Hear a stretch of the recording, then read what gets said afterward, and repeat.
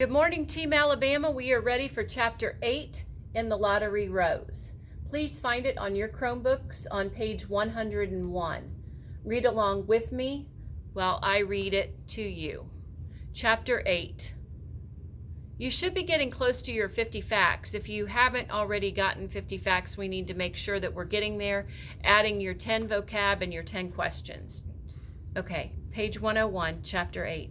Sometimes when the birds talked loudly in the early morning, they wakened Robin. Not Amanda. Amanda liked to sleep, even when the sun came in at Robin's window, and it was plainly time to get out of bed and to be carried downstairs. Lazy Amanda. That's what Rosita said.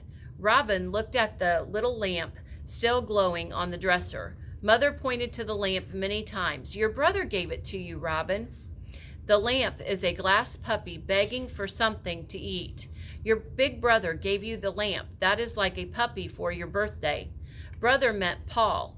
Robin could not say Paul, but he could hear the name somewhere inside him. Paul was fun. Sometimes Paul and Robin would fall on the ground and roll over and over. Once Paul played a game with Daddy and a big ball. They laughed when they said things together.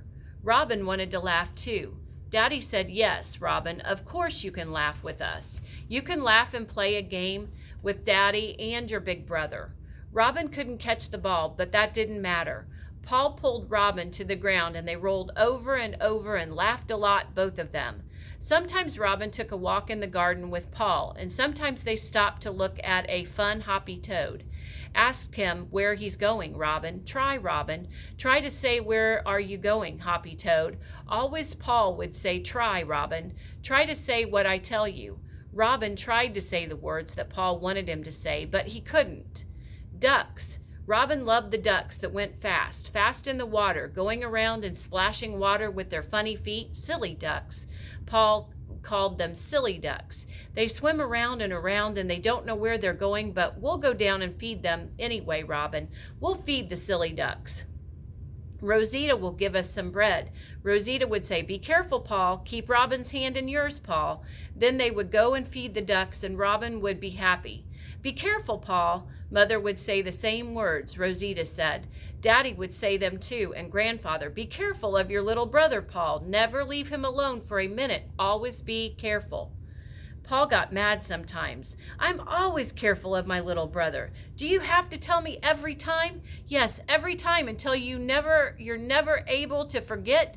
Did you lock the big gate, Paul? Did you be careful to get the iron hoop over the gate? Yes, I was careful. You know I'm careful, don't you, Robin? They took the bread that Rosita gave them down to the lake. Break it in little pieces, Robin. Now we will wade into the water. Only a little way, that can't hurt us. Hold my hand, Robin, so that you won't fall. Now give me a piece of the bread. Paul was big and strong. He could throw the bread far out on the water. Come on, silly ducks, come and get the breakfast Robin has brought for you. You don't have good manners, do you, ducks? You grab your breakfast and you bite one another. Robin has good manners. He doesn't grab, and he tries hard to say please. You don't even try. Paul scolded the ducks like that, but he liked them. So did Robin. And it was so much fun to feed the ducks with Paul. Paul found a place to sit under the big tree close to the lake.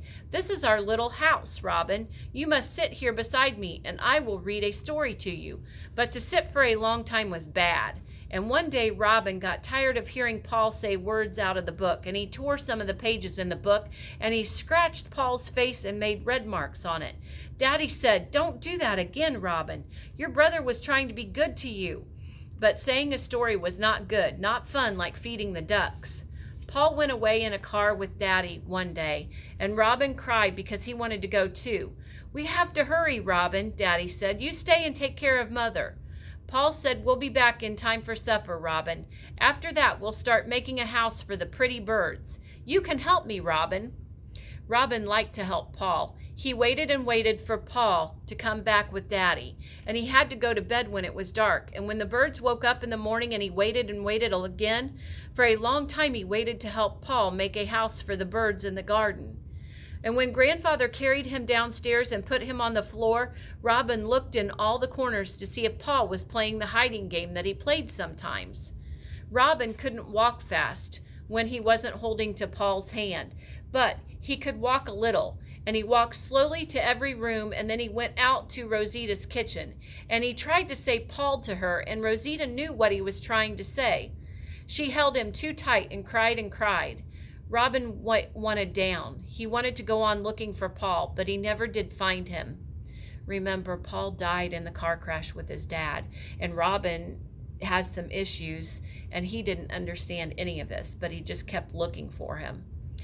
Robin stopped trying to say words. Paul wasn't there to say, "Try, Robin. Try to say the words. I'll tell you." And no one ever took him down to feed the ducks after Paul went away in the car with Daddy. There wasn't any fun with Paul gone. Mother was good, and Grandfather and Rosita and old Eddie. When Amanda came to live with them, she was good too, but not fun. Big people were not fun. Robin needed Paul to play with him, but it was a long time that Paul didn't come back to build a house for the birds. Robin almost forgot about fun because Paul stayed away so long. Once, when he sat on Grandfather's lap, a boy came up to the door. The boy was big like Paul, but his face was hurt, and it looked mad. His face wasn't like Paul's. Yesterday, Robin went with Grandfather to the big house where lots of boys live, and Grandfather took books, and they walked and walked until they found the boy. "I will read a story to you," Grandfather said. Robin didn't like stories out of a book, but he liked to look at the nice colors in the pictures. The boy pointed to the pictures for Robin, and once he smiled at him. Once the boy put his arm around Robin's shoulders. The light in the window was getting brighter and brighter, and Amanda was still asleep. Lazy Amanda would sleep all day if Rosita or Mother didn't call her. Robin pulled himself to the edge of his crib, which stood against the wall, and that side of the crib was down, and if he pushed against the wall, he could move the crib away from it, away and a little more away, and finally far enough so that he could slide out the open side and get down to the floor. That made him proud. "Robin, big boy," he thought. Paul would say, "Robin, you found a way to get out of the crib by yourself. You're a big boy." Okay, why might that not be a good thing if Robin's able to get out of the crib by himself? Okay, and there's a word coming up that we need to add, tottered, okay, and that's to walk unsteadily. Page 106. He tottered across the room to a long window where the sill was low enough for him to see across it.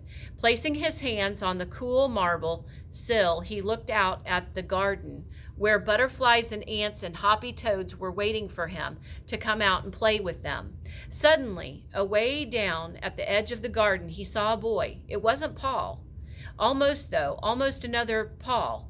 There was a lady there, and she was helping the boy stand up because the boy was tottery like Robin. When he could finally stand by himself, she took the boy's hand and they walked away. They didn't look up at Robin's window. They just went away towards the big house. Robin wanted to cry. He wanted the boy that was like Paul to come to him. He wanted the boy to make a house for the birds and to let Robin help him. All at once he thought how much fun it would be to walk down to the lake on a morning like this. Okay, there's some foreshadowing going on. Foreshadowing is when the author tries to give you a little bit of clue or a heads up that something might be happening. Okay, so some foreshadowing that's happening right there. "Come here, boy," something inside him cried while he beat his hands against the window. "Come and take a walk with Robin." He wanted to say the words. Paul would say, "Try hard, Robin. Try and say the words." Robin tried hard, and he tried to do what Paul told him to do, and all at once he could.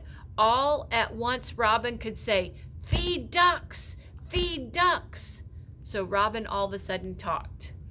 Okay, add that to your facts and add 2 more facts that we just learned today. Have a great rest of your day, Team Alabama.